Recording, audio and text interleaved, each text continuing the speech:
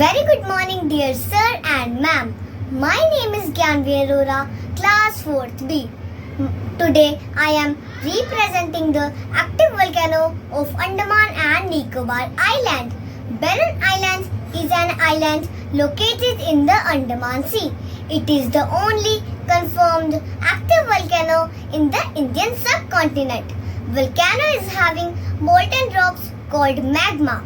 When volcano bursts, molten rocks come out and it is also known as lava. Lava is very hot.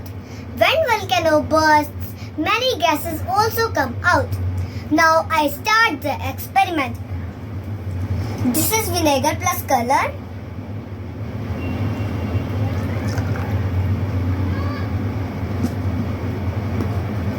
This is washing liquid.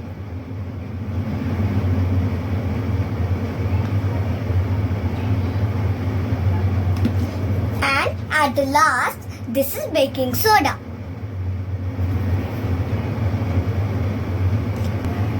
This is lava. Thank you. Have a nice day.